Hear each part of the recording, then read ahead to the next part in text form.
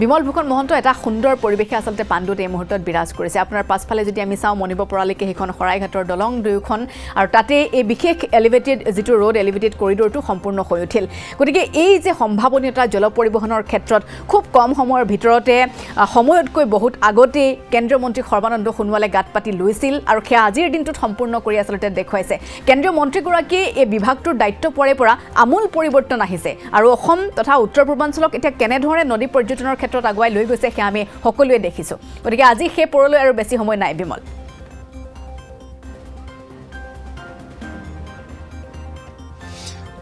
হয় চাওক পাপৰি সঁচাকৈ ক'ব লাগিব এটা যুগান্তকাৰী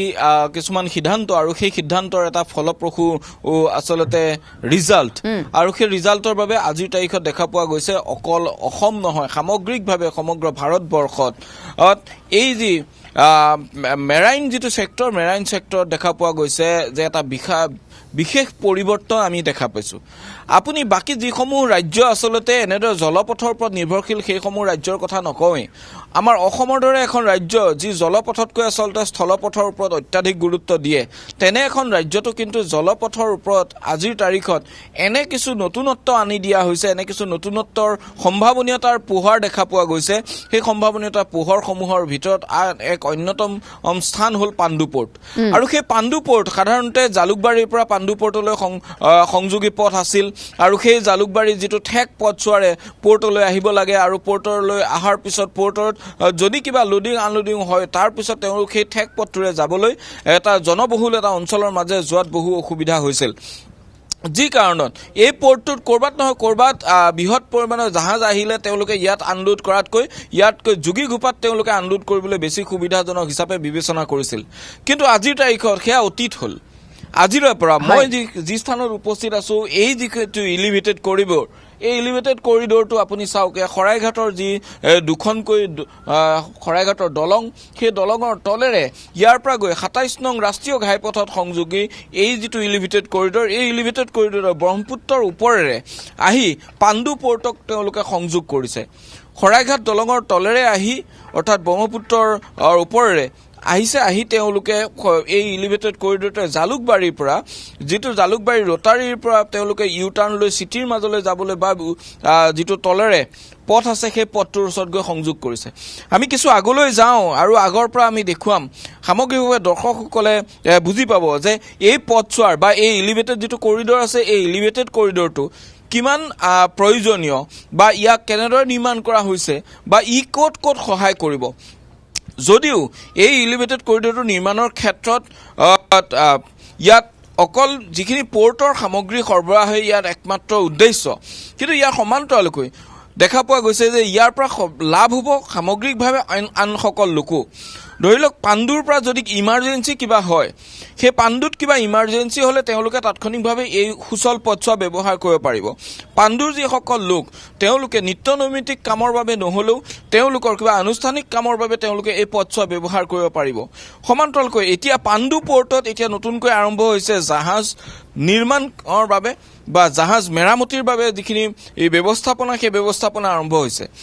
কেতিয়াও কোনোবাই ভাবিবও পৰা নাছিল যে কেতিয়াবা অসমতো জাহাজৰ মেৰামতি হ'ব অসমতো বৃহৎ জাহাজৰ কেতিয়াবা ইয়াত মেৰামতি হ'ব ইয়াত নতুনকৈ নিৰ্মাণ হ'ব সেই কথা কেতিয়াও ভাবিব পৰা নাছিল বিশাখাপট্টনম বা একেবাৰে যদি পূবৰ অংশলৈ চাওঁ উত্তৰ পূবৰ আটাইতকৈ নিয়েৰেষ্ট আছিলে কলিকতা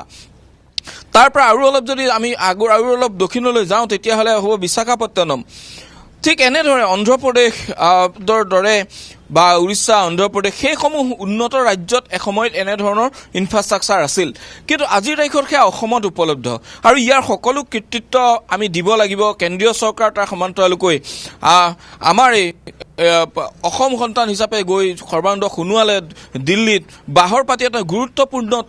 ভাৰ ল'ব পৰা এগৰাকী মন্ত্ৰী হিচাপে তেওঁ প্ৰতিষ্ঠা কৰিছে নিজক আৰু প্ৰতিষ্ঠা কৰাৰ পিছতেই তেখেতে লাভ কৰিছে এনেধৰণৰ গুৰুত্বপূৰ্ণ মন্ত্ৰালয় আৰু এই গুৰুত্বপূৰ্ণ মন্ত্ৰালয় পাই তেওঁ তাক সঠিকভাৱে উপস্থাপন কৰি ডিব্ৰুগড়লৈ লৈ আহিছে এখন নতুন শিক্ষা প্ৰতিষ্ঠান য'ত আচলতে কেনেদৰে নিজৰ স্কিল ডেভেলপ কৰিব পাৰিব কেনেদৰে একোজন ছাত্ৰ বা ছাত্ৰীয়ে নিজক এই মেৰাইন স্কিলৰ ডেভেলপ কৰিব পাৰিব যাৰ দ্বাৰা সহজে চাকৰি লাভৰ পৰা বা মেৰাইন ছেক্টৰটোত চাকৰি লাভৰ বাবে তেওঁলোক উপযুক্ত হৈ উঠিব সেই কথা তেওঁলোকৰ শিকিবৰ বাবে ডিব্ৰুগড়লৈ এটা ৰাষ্ট্ৰীয় পৰ্যায়ৰ শিক্ষানুষ্ঠান আহিছে নিমাতী ঘাটৰ উন্নতকৰণ কৰা হৈছে নিমাতী ঘাট তাৰ সমান্তৰালকৈ যদি চাই বিশ্বনাথ ঘাটৰ তেওঁলোকে নতুন প্ৰকল্প লৈছে বিশ্বনাথ ঘাটৰ বাবে যিসমূহ হৈছে কিন্তু এই গোটেইখিনি আচলতে কৃতিত্ব আমি দিব লাগিব সৰ্বানন্দ সোণোৱাল ডাঙৰীয়াক কাৰণ তেখেত যদি আজিৰ তাৰিখত এই এনেধৰণৰ গুৰুত্বপূৰ্ণ এটা দপ্তৰৰ মন্ত্ৰালয়ৰ তেওঁ মন্ত্ৰী হৈ নাথাকিলহেঁতেন হয়তো অসমে আজিৰ তাৰিখত নাপালেহেঁতেন কাৰণ অসমৰ পৰা যিসকল গৈ মন্ত্ৰী হয় বহু সময়ত আমি পূৰ্বতে বহু মন্ত্ৰী দেখিছোঁ কিন্তু তেওঁলোকক সেই গোটেই ছেছনটো তেওঁলোকে অসমৰ বাবে কি কৰিলে সেই কথাটো এটা সাঁথৰ হৈ থাকি যায় কিন্তু আজিৰ তাৰিখত যদি আপুনি চাই সৰ্বানন্দ সোণোৱাল মন্ত্ৰী হোৱাৰ পিছৰ পৰা এই গোটেই ছেক্টৰটোত অসমে বহুখিনি পালে যোগী ঘোপা আজি এনে এটা পৰ্যায়লৈ গুচি গ'ল যিটো কেতিয়াও কোনো কল্পনা কৰা নাছিল আজি ভূটান আৰু বাংলাদেশৰ ব্যৱসায়ৰ মূল আধাৰ হৈছে যোগী ঘোপা ভূটান আৰু বাংলাদেশৰ মাজত তেওঁলোকৰ বাণিজ্যিক চুক্তি হৈছে আৰু সেই বাণিজ্যিক চুক্তিৰ মূল আধাৰ হিচাপে আজি যোগী ঘোপা একমাত্ৰ চিহ্নিত স্থান আৰু সেই যোগী ঘোপাৰ পৰাই আজি সকলো বাংলাদেশলৈ যাব লগা সেয়া শিলেই হওক সেয়া বালিয়েই হওক সেয়া অন্য সামগ্ৰীয়ে হওক সেয়া কয়লা হওক সকলো আজি যোগী ঘোপাত লোডিং আনলোডিং হয় গতিকে এনেধৰণৰ এটা ছেক্টৰ এনেধৰণৰ সুবিধা এটা কৰি দিয়াৰ মূলতে আমি আচলতে মূল কৃতিত্ব আমি সৰ্বানন্দ সোণোৱাল ডাঙৰীয়াক দিব লাগিব মন্ত্ৰী ডাঙৰীয়াই সঁচাকৈ ইয়াৰ বাবে নিশ্চয় প্ৰতিগৰাকী অসমীয়াই ধন্যবাদ দিব লাগিব তেখেতক আৰু মই এই মুহূৰ্তত এই এলিভেটেড কৰিডৰটো আগলৈ আহি আমাৰ দৰ্শকসকলক দেখুৱাবলৈ চেষ্টা কৰিছোঁ বুজাবলৈ চেষ্টা কৰিছোঁ কেনেধৰণে এলিভেটেড কৰিডৰটো সোমাই আহিছে পাণ্ডুলৈ সেই দৃশ্য নিশ্চয় দেখা পাইছে আৰু ইয়াৰ সমান্তৰালকৈ আৰু এটা কথা ক'ব লাগিব পাপৰি যে যদি আপুনি চাই যে এই এলিভেটেড কৰিডৰটোৰ সমান্তৰালকৈ পাণ্ডু পৰ্টত আজিৰ তাৰিখত এই এলিভেটেড কৰিডৰটোহে ওপেনিং হ'ব আজি প্ৰধানমন্ত্ৰীগৰাকীয়ে ৰাইজৰ বাবে মুকলি কৰিব অকল এলিভেটেড কৰিডৰটো কিন্তু এতিয়াও আন বহুকেইটা পৰ্টত ইতিমধ্যে তেওঁলোকৰ এনেধৰণৰ কেইবাটাও পৰ্টত কেইবাটাও ষ্টেজ বনি আছে মই এতিয়াও নিৰ্মীয়মান অৱস্থাত থকা মই আন কেইটামান দেখুৱাব বিচাৰিছোঁ জুম কৰি বহুত দূৰলৈ যথেষ্ট কুঁৱলী দূৰলৈকে দেখুৱাব পৰা নিশ্চয় নাযাব তথাপিতো যিমান দূৰ সম্ভৱ হয় আমি জুম কৰি দেখুৱাবলৈ চেষ্টা কৰিম যে যিকেইটা স্থানত এতিয়াও নিৰ্মাণ কাৰ্য চলি আছে ব্ৰহ্মপুত্ৰৰ ওপৰত যে এই যিটো এলিভেটেড কৰিডৰটো হ'ল বাকীখিনি নাই হোৱা তেনে নহয় আমি কিছু যদি যিমান দূৰ সম্ভৱ আমি জুম কৰি দেখুৱাবলৈ চেষ্টা কৰিছোঁ চাওক দৰ্শকসকলে নিশ্চয় দেখা পাব এয়া এনেধৰণৰ জেটি কেইবাটাও বনি আছে আৰু জেটিকেইটা এনেধৰণে নিৰ্মাণ কৰা হৈছে ব্ৰহ্মপুত্ৰৰ মাজলৈকে যে যেতিয়া বাৰিষা বহু পানী বাঢ়ি আহিলেও যাতে জাহাজৰ পৰা আনলোড কৰিব পৰা যায় বা যদি খৰালি পানী কমি যায় তেতিয়া ল' লেভেল হয় যদি পানীৰ স্তৰ নিম্নগামী হৈ যাব তেতিয়া কেনেধৰণে সামগ্ৰী নমাব তাৰ বাবেও কিন্তু এটা পৃথক জেটি নিৰ্মাণ কৰি থকা হৈছে এনেধৰণে পূৰ্বতে মাত্ৰ দুটা জেটি আছিলে এইটো যদিও পোৰ্ট বুলি কোৱা হৈছিল কিন্তু দুটা জেটি আছিল কিন্তু আজিৰ তাৰিখত ইয়াত বহুকেইটা জেটি নিৰ্মাণ কৰা হৈছে পানীৰ স্তৰক লৈ তেওঁলোকে যাতে বিভিন্ন জেটিত জাহাজ লগাব পাৰে তাৰ ব্যৱস্থা গ্ৰহণ কৰা হৈছে আৰু এনেধৰণে দেখা পোৱা গৈছে সামগ্ৰিকভাৱে এই গোটেই ছেক্টৰটোত সেয়া শিক্ষা প্ৰতিষ্ঠানেই কওক সেয়া এনেধৰণৰ ইনফ্ৰাষ্ট্ৰাকচাৰ কওক সেয়া ইয়াৰ ব্যৱহাৰ কওক সেয়া আন্তঃৰাষ্ট্ৰীয় পৰ্যায়ত তাক আচলতে অসমক আচলতে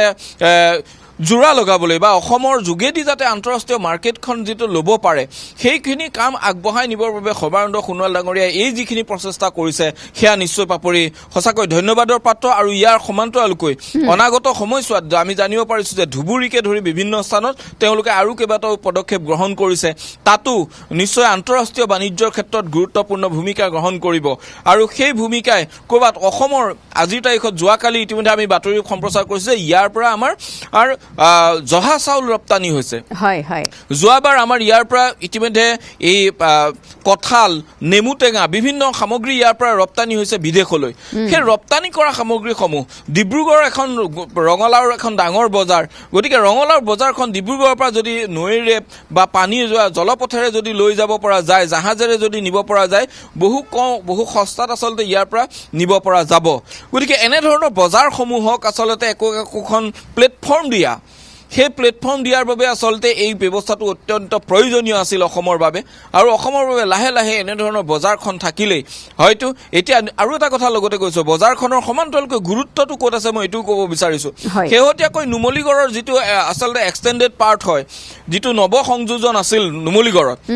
নুমলীগড়ৰ নৱ সংযোজন কৰিবৰ বাবে তাৰ যিখিনি যন্ত্ৰাংশ আনিব লগা হৈছিল যন্ত্ৰাংশখিনি আনিবৰ বাবে ইমান বৃহৎ বৃহৎ যন্ত্ৰাংশ স্থলপথেৰে অনাটো এক প্ৰকাৰ সম্ভৱ নহয় বহু ট্ৰেফিক জামৰ সৃষ্টি হ'ব বা বহু সময় দেখা পোৱা যায় আমাৰ যোৰাবাটৰ দৰে পাহাৰীয়া অঞ্চলত সেয়া পাৰ কৰি নিয়াটো এটা অতি কঠিন কাম তেনে ক্ষেত্ৰত দেখা পোৱা গ'ল আমি এই যি ব্ৰহ্মপুত্ৰৰ কথা কৈছোঁ এই ব্ৰহ্মপুত্ৰৰে কিন্তু কলিকতাৰ পৰা সেই ব্ৰহ্মপুত্ৰৰে আনি অৱশেষত ইতিমধ্যে নুমলীগড়লৈকে লৈ যাব পৰা হ'ল সেই সামগ্ৰীসমূহ গতিকে এই ব্যৱস্থাটো এই সুবিধাটো প্ৰাকৃতিকভাৱে আমি লাভ কৰিছোঁ আমাৰ ব্ৰহ্মপুত্ৰ আছে আমাৰ অন্যান্য সা সুবিধা আছে উপনৈসমূহ আছে কিন্তু আমি ইয়াক সঠিকভাৱে ব্যৱহাৰ কৰিব পৰা নাছিলোঁ কিন্তু আজিৰ তাৰিখত সেয়া কেন্দ্ৰীয় চৰকাৰৰ আশীৰ্বাদতেই হওক সেয়া সৰ্বানন্দ সোণোৱাল ডাঙৰীয়া বিভাগটোৰ মন্ত্ৰী হোৱাৰ কাৰণেই হওক বা বিভিন্ন কাৰণত আমি কিন্তু আজিৰ তাৰিখত এনেধৰণৰ সুবিধাসমূহ উপলব্ধ বা এনেধৰণৰ সুবিধাসমূহ আমাৰ বাবে সুলভ হৈ উঠিছে গতিকে এক প্ৰকাৰ পাপৰি ক'ব লাগিব যে ই নিশ্চয় কেন্দ্ৰীয় চৰকাৰ ধন্যবাদৰ পাত্ৰ ই সমান্তৰালকৈ কিন্তু ধন্যবাদৰ পাত্ৰ সৰ্বানন্দ সোণোৱাল ডাঙৰীয়া আৰু এই ধৰণৰ এটা প্ৰক্ৰিয়াৰে মাজে আগবাঢ়িছে আৰু কিছু সময় পিছতেই প্ৰধানমন্ত্ৰীগৰাকীয়ে সেয়া ৰাইজৰ বাবে মুকলি কৰি দিব কেইবাটাও আপুনি কৈছেই কেইবাটাও স্থানৰ সেয়া নিমাতী ঘাটেই হওক বিশ্বনাথ ঘাটেই হওক তাৰ সমান্তৰালকৈ এই এলিভেটেড কৰিডৰে হওক সকলো ৰাইজৰ বাবে মুকলি কৰিব আধাৰশিলা স্থাপন কৰিব প্ৰধানমন্ত্ৰীগৰাকীয়ে আৰু হাতত সময় নাই কেইটামান মুহূৰ্তৰ পিছতে প্ৰধানমন্ত্ৰীগৰাকীয়ে নিশ্চয় আহি বৰজাৰ বিমানবন্দৰত অৱতৰণ কৰিব তাৰ পৰা পোনে পোনে গুৱাহাটীলৈ আহি সেই বাকী কাৰ্যসূচীত তেখেতে অংশগ্ৰহণ কৰিব ধন্যবাদ জনাইছোঁ বিমল ফুকন মহন্ত খুব সুন্দৰভাৱে ইতিমধ্যে দৰ্শকসকলে দেখিবলৈ পাইছে কেনেধৰণে সেই পাণ্ডু পৰ্টৰ এই এলিভেটেড কৰিডৰটো এটা সম্পূৰ্ণ হৈ উঠিলে গতিকে এই এলিভেটেড কৰিডৰ সম্পূৰ্ণ হোৱাৰ পাছতে অসমৰ সৰ্ববৃহৎ নদী বন্দৰটোৱে আকৌ যে নতুন ৰূপ পাব আকৌ কেনেধৰণে ঠন ধৰি উঠিব গোটেই নদী পৰ্যটনৰ সেই বিষয়টো ব্যৱসায় বাণিজ্যৰ ক্ষেত্ৰত সেয়া স্পষ্ট হৈ পৰিছে